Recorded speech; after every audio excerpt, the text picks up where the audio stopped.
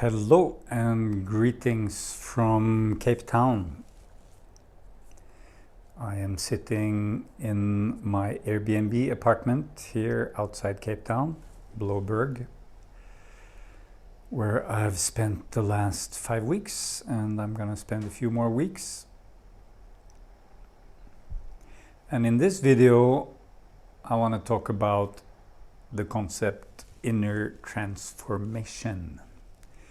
So last year I started this online community, which we call the Inner Transformation Community. So in this video I'd like to just reflect on this concept and also on some basic principles that I follow in my work, in my Zen Coaching approach to inner transformation and to relating. So I called it inner transformation because I wanted the word inner, and transformation points at change. What's missing perhaps is focus on the constant, because life, in my view, exists as a combination of what is constant and what is change. What is constant is the present moment, the here-ness of the now-ness. It is always here, it is always now. The space of consciousness, awareness, it's always here. What changes is everything else. So change, as Buddha taught already so many years ago, 2,500 years ago, the nature of living is constant change. And in Buddhism, they call this impermanence. So I look at my hands, my body, my skin, my hair. I see slowly it's changing. I'm aging. The body is aging. I can see the signs year by year. I look out of my window, I see the ocean here. The waves are moving constantly. There's a wind. The clouds are never the same. They are similar.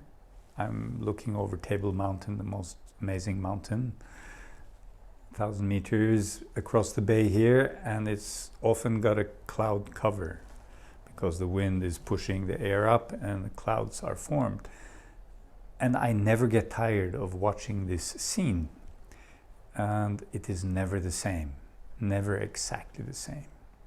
So in Buddhism, they say, or Buddha said, nothing stays the same from one ksana to the next. And ksana is the shortest imaginable time frame. Also, Heraclitus is famous for the statement, you can't step into the same river twice. We define a river as a thing, it's always there, but in fact, a river is an organic process and it's never the same river. The water is constantly changing. I remember Osho said you can't even step into the same river once. Because the process of stepping into the river, it is not the same river. It is a flux, a flow. Pantarai, everything is in flux. And then there is this mysterious here-ness of now-ness, the present moment. And as we tap into that, which we can think of more as space of awareness, the mysterious space in which everything else appears. For something to appear, it has to appear within something or for something. And we can call this the space of awareness, of consciousness, or the here-ness of now-ness or presence. So as I tap into that, it's like tapping into a still point. It's like everything is revolving, everything is moving, and there is something so still, ungraspable, And this ungraspable, which is not an experience, which is more like emptiness, is soothing, is the source of peace, is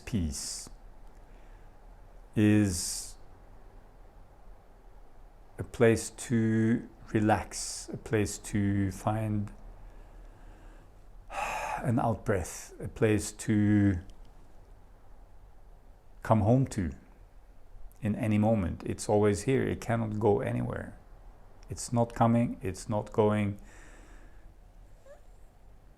Everything else is moving. Everything else is change. Everything else is subject to becoming and dissolution. So transformation is actually always happening. Everything is transformation.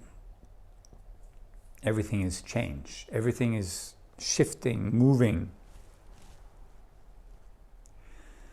And inner transformation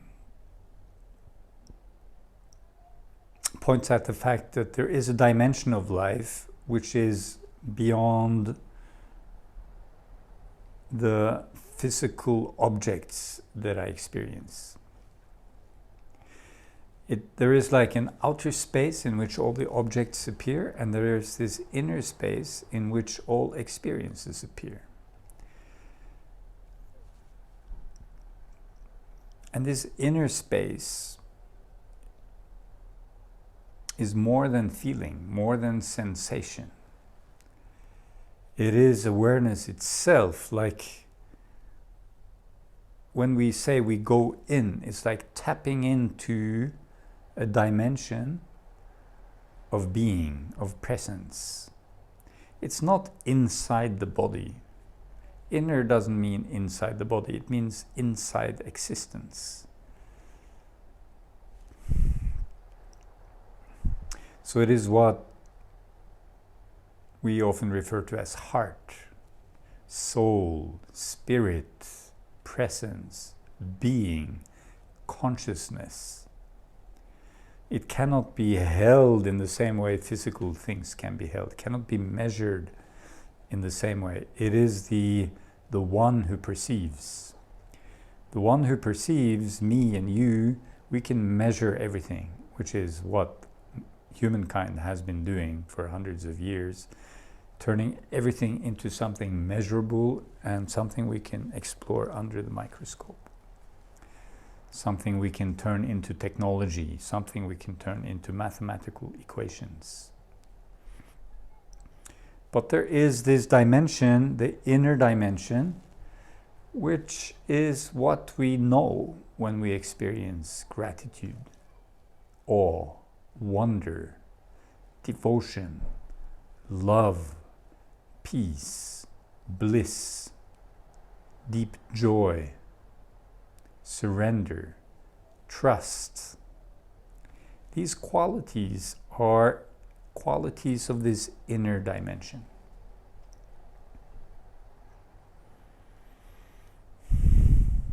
So thoughts and feelings and sensations, I don't really consider the inner dimension directly. It's more like an in-between the physical object and this dimension of qualities of being. So you can say they are like a door, an entryway, or a halfway place.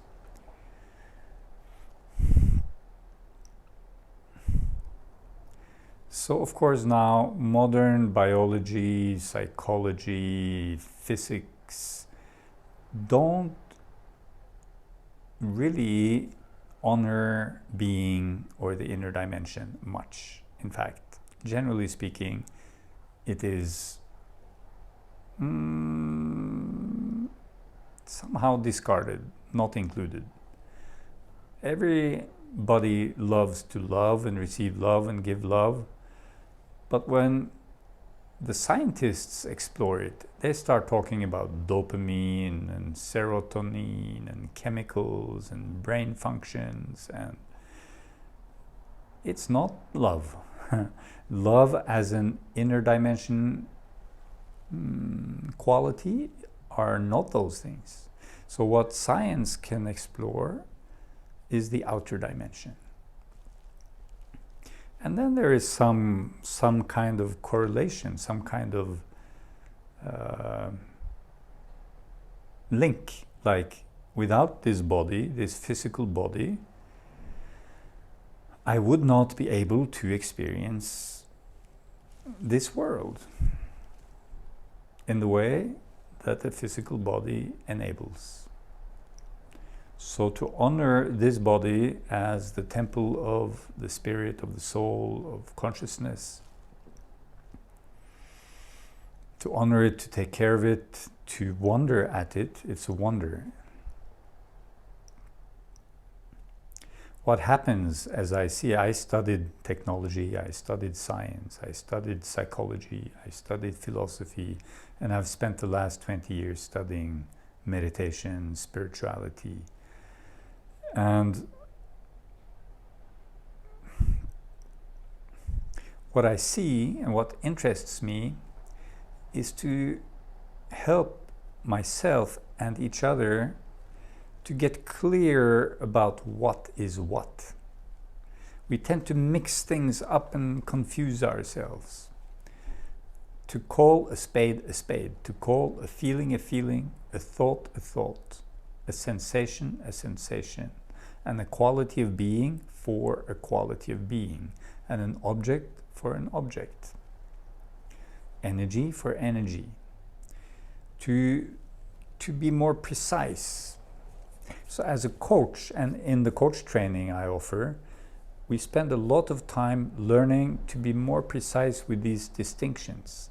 Not because it's intellectually interesting, which it also is, but because it helps us connect with ourselves and connect with this inner dimension more easily and more deeply. And especially the dimension of qualities of being.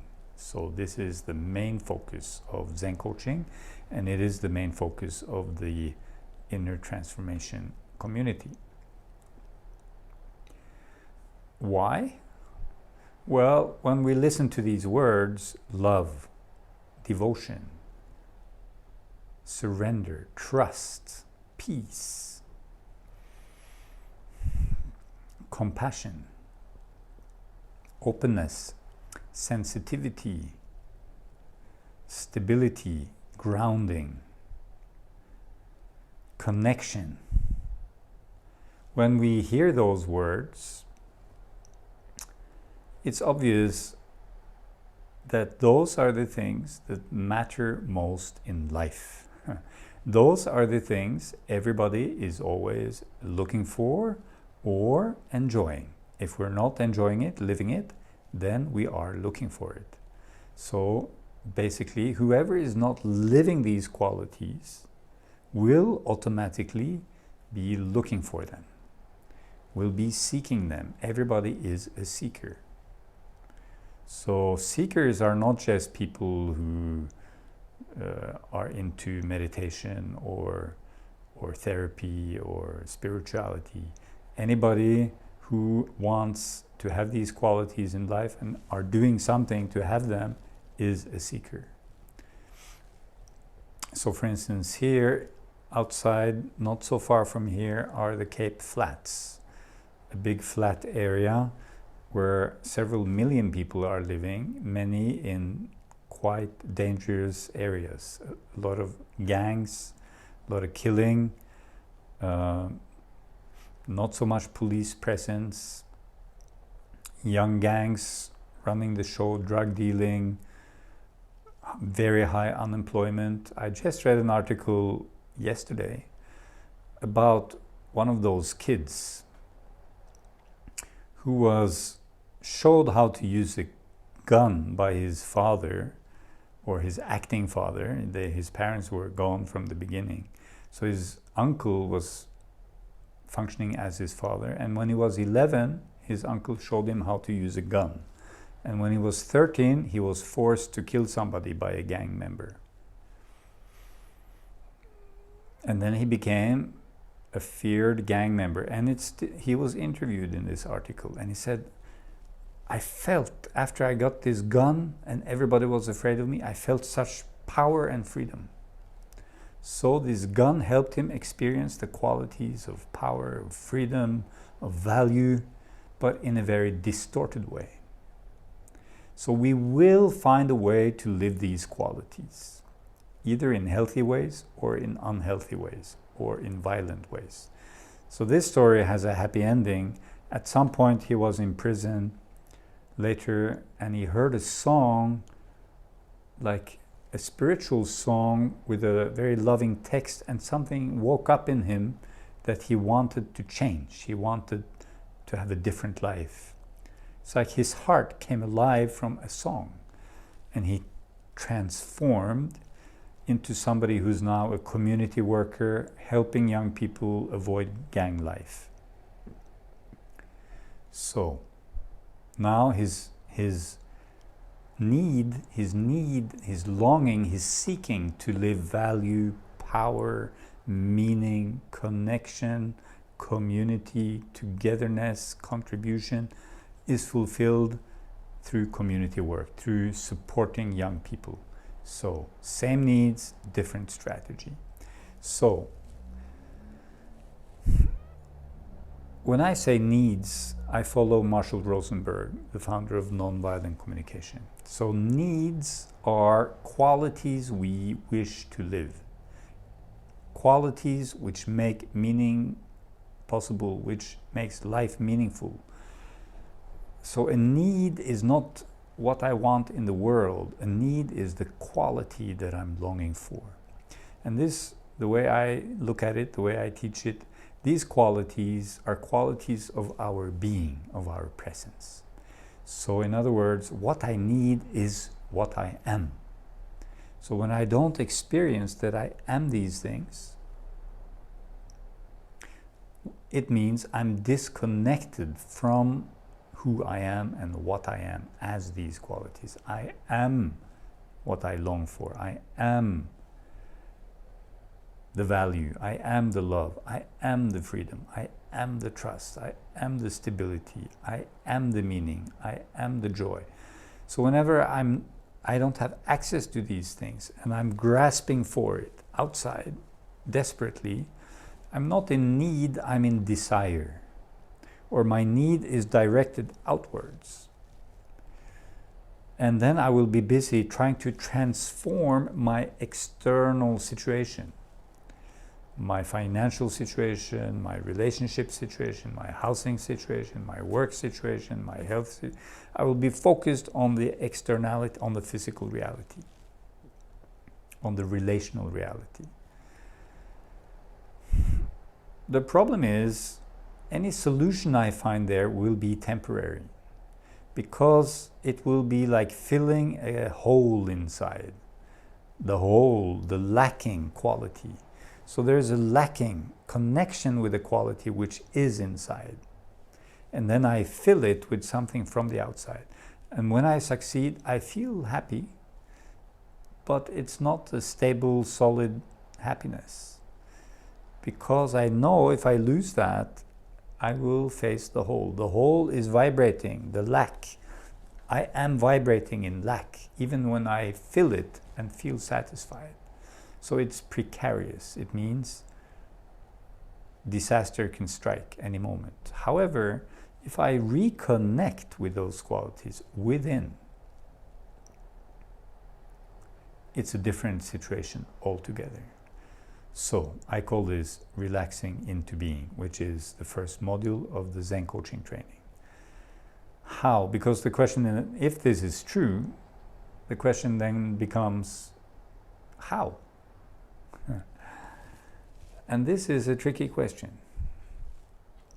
Because these qualities of being, since they are who I am, what I am, and all my thinking and all my doing to try to manage my lack, the fear of the emotions related to the lack, all that thinking, all that doing, actually keeps me separate. It maintains the disconnection.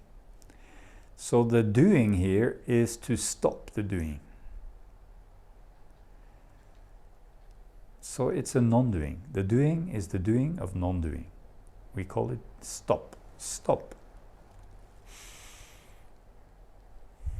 A moment of stop. Stopping the doing for a moment.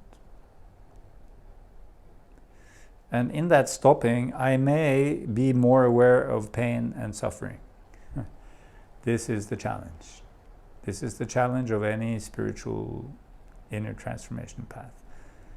The way to transformation, growth, expansion goes through facing discomfort, learning to be comfortable with discomfort. Not easy. Not easy. That's the main practice. Stop. Stop for a moment. Take a breath. Notice, where am I? What am I experiencing?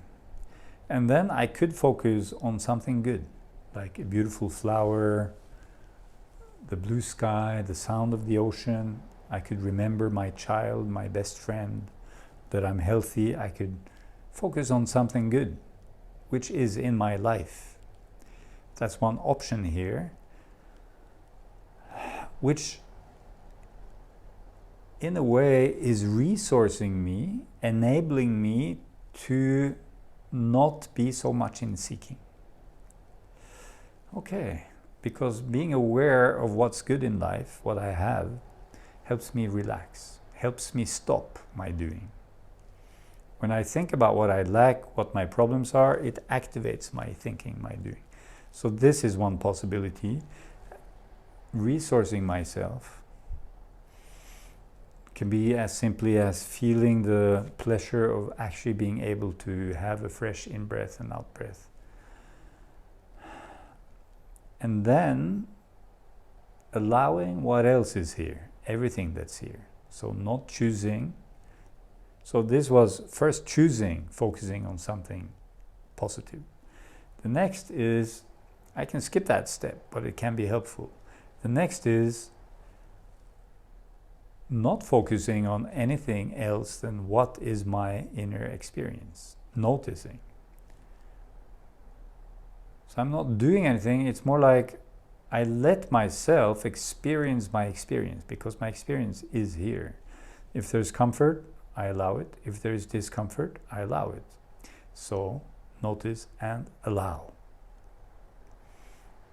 What is here is already here. It's already happening. Not allowing is setting me up for inner conflict, lack of peace. Allow. When I allow, I can go deeper into the experience, fully experience it. Fully experience it. And then, like I fully experience my sensations, my feelings, what's happening in my inner world, also my thoughts. And then I include the greater space, infinity, the whole world, the room I'm sitting in, the village I'm in, the country I'm in, the continent I'm in, the planet I'm on, the solar system, the galaxy, and the infinity of the universe. I include infinite space, include space. Stop, which can include resourcing. Stop, so I'm more able to stop. Notice, okay, I'm here. I'm caught in thinking. I'm busy doing. I'm running. Why? I'm seeking. Why? Stop, stop. Allow, allow. Oh no, I don't like, I'm resisting. Well, allow the resisting. Say yes to the no. Allow the resistance also to be here. Fully experience, fully include space. Now, this may sound like a technique to make something happen. That is a misunderstanding. So, this process, which can be more like automatic and a way to live, more than a tool, more than a technique, is what we can think of as dropping into being, like a pebble dropping into water, going down to the bottom of the river. So it's like I drop in, inner dimension, and then I realize the inner dimension is coexisting with the outer dimension, and the sense of wonderment, awe, like I exist, I am, life is, this is a miracle, may appear.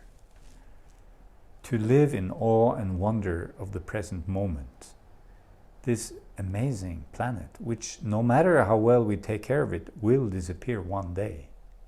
The sun will burn up the planet. Life will be gone, but now it's here. Whether human beings destroy life or the sun destroys life, at some point everything here will be gone. Life may exist elsewhere or reappear at another time, some other place. Who knows? What we do know is here we are, in this miracle of existence. So the purpose is not to reach a certain goal, but to enter into the inner dimension, which coexists with the outer dimension. And then to realize that when I am in this noticing and experiencing and including space, there is a movement, just like the waves on the ocean or the water in the river. My inner world is also a movement. It's a transformation. And if I get curious, if I open to this journey within, inner adventure will be my life. Together with the outer adventure, together with the still point of the space of the mysterious awareness of it all. This is not esoteric. It is the nature of the moment. You know, you look at a newborn baby, it is miraculous. But you look at your body now, it's also miraculous. You look at the sun now on the mountain, the bird. What is not miraculous?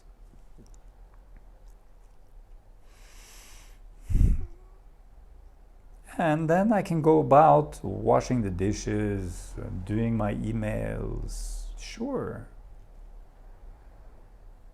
Talking about football or the stock market or the weather or the virus or whatever, everything is included. Everything is included. But let's not forget the, as I see it, this adventure of the present moment, this adventure of now, and this inner transformation which is constant, and the personal growth is a result of getting out of the way rather than doing something. I'm getting out of blocking the natural unfoldment of inner transformation. Inner transformation is life's intelligence operating through me, and it has a movement towards expansion, healing, deepening, opening, connection, love, peace. It has that movement, like a river has a movement towards the ocean. Water seeks depth, this inner movement. Now, I'm saying this, why should that be believed? It's not really something to believe, it's more something to explore. Is that your experience? If you allow this, if you enter this journey, what is your experience? How does life move? Explore this. So that's what I invite my clients, my students, and myself. Now, this is not my idea. This is what I have learned from wise teachers like the Buddha, but more recently, teachers I have met, wonderful Osho teachers, Marshall Rosenberg, A.H. Almaas, the Diamond Approach. So many teachers share this in each their own way, that life has this beauty, depth, wonder, infinite possibilities, and they appear as we stop, as we allow ourselves to surrender to the moment, to the unfoldment, which is also called mindfulness, to be mindful in the moment and to allow life, the mystery, the magic, the wonder, the awe, the gratitude of life. And in that process, we will meet obstacles, pain, suffering, habits, parts inside which are not really happy about this way of living. It is not something easy. It's simple, but it's not something easy, because we are so complex. And there is like this battle, this survival instinct, and hundreds of years of conflict and pain and war, and it's all living inside of us. All the hurts, anger and hatred at this pain, this suffering inflicted. And all these things will show up and will need to be met. But gradually we learn that the obstacle is not blocking our path, as they say in Zen. It is the path. Everything can be included. A virus pandemic, it is part of the path of life. Losing money, getting sick. In the end, we will die. And it is possible, I am firmly convinced, to be at peace, to be blissfully at peace in the moment of death, before death, whatever age it happens. But even more important, to find this access to this state of openness and surrender and being out of control in a good way immediately, today. So, this became quite a long talk, summarizing some important reasons why I love this work. We have the Inner Transformation Community online, so every month what I talked about is demonstrated in practical terms through coaching meetings. So I support people to actually meet the moment in this way, stop, notice, allow, full experience, include space. And everybody can see what happens, can see the expansion, the transformation, the magic, the healing. It is amazing. It is beautiful. It is heart-opening. It is touching. It is so connecting. It is what everybody is looking for. And it's very human. We can all be that support for each other. We don't have to be enlightened. We don't have to be the most brilliant person on the planet. We just learn to be there as a presence, as a listening presence for another, offering some trust. And we can all be that person for ourselves and for each other. So this is also my passion. That's why I teach coaching. So we don't want to have guru focus. We want to all be the guru for each other. Community, friends on the path. Let's all be friends on this path of meeting, showing up to what shows up, getting comfortable with discomfort, dropping into the inner dimension, honoring the needs as a gateway inside, letting go of this intensity of thinking and doing. It can be fun to some degree, but to let it go also more. Practice, dropping in and meeting from there, the human meeting, the relating, the relationships which are possible when we do that together, the inquiry, the exploration, the adventure. So, what more? Check out zencoaching.com, check out patreon.com/zencoaching, check out reloveapp.com, reloveapp.com. It's a free app with where I have 20 teaching videos. Yeah, we do many good things. There are many coaches also. You can get personal coaching. So many opportunities. Thank you for listening. Thank you for being with me. Maybe you were with me the whole way and didn't skip. If you did, congratulations, and I hope to see you soon.